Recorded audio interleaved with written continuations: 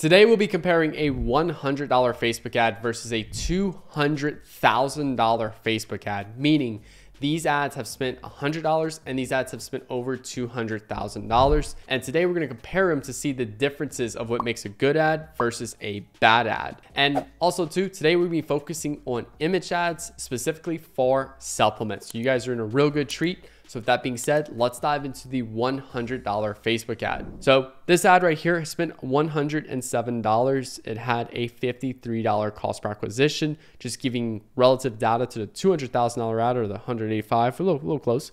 It had $33 cost per purchase. So this one was substantially better than this $100 ad. So let's actually take a look and see what this ad was. Now, keep in mind, this was an image ad as well. There will be all image ads in this video and all for a supplement brand. So this one right here, we're using the Google creative style right here, where technically you just simply Google and then you just put in whatever like your hook would be right here. And then you'd showcase a few different images.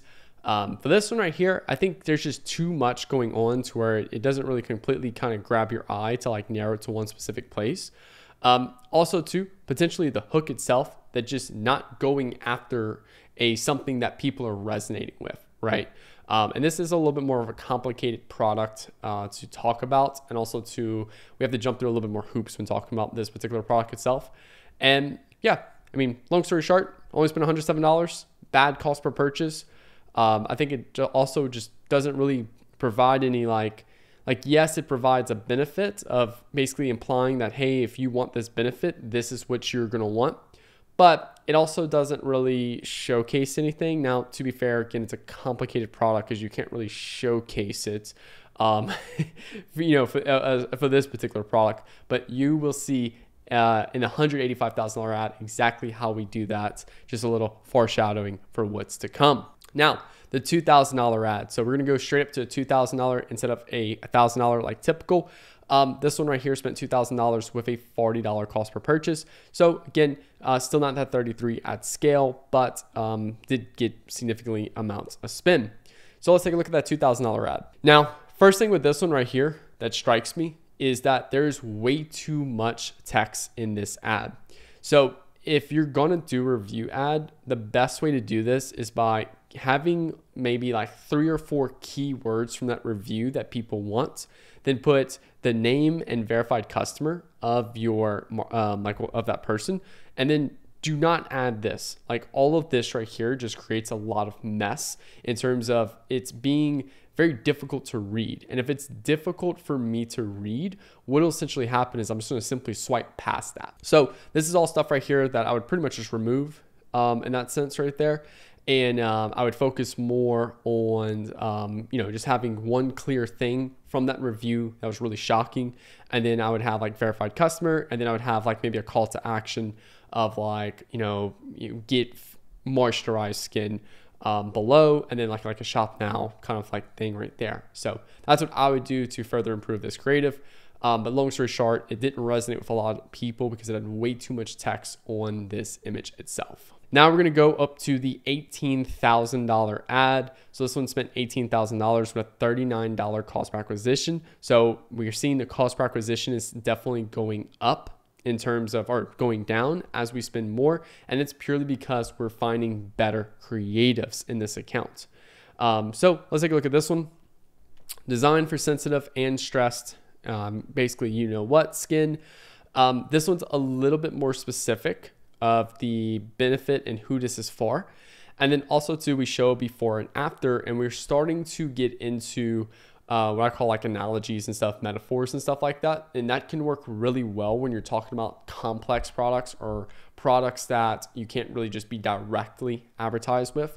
So this one showed a very good example of what this product particularly helps with. I'm not a fan of like the before and after is really good, but that's what grabs your attention immediately. But this is a little hard to read up here because it kind of blends like the light colors with light text just makes things blend in.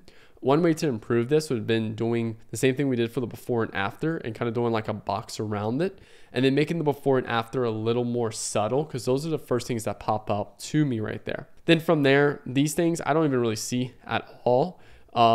It's just a bunch of text down here that honestly I feel like we could probably just remove from that perspective and just let this speak the 1,000 words in that sense right there. Now we're going to start going to our $185,000 ad, our $200,000 ad. I know I motion bait y'all.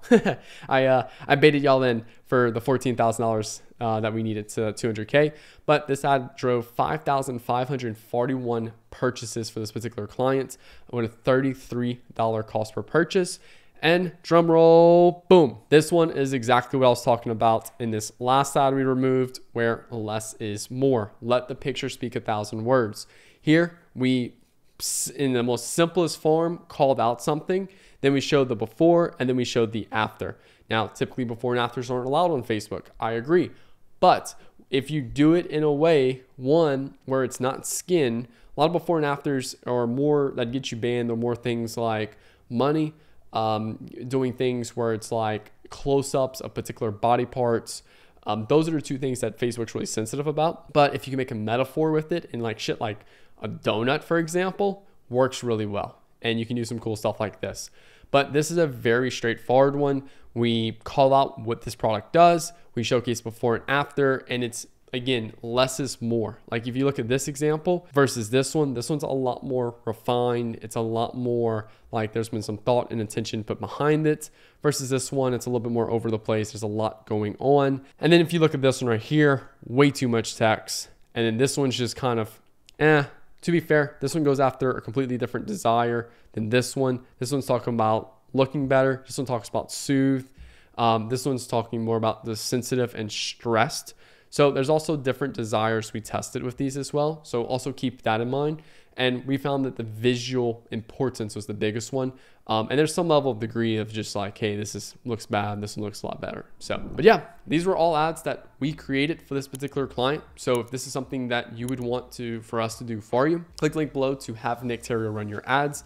If you want one-on-one mentoring where I can get in your account, view stuff, look at everything you got going on, give you feedback and all stuff like that, click the link below to have Nick Theriot mentor you.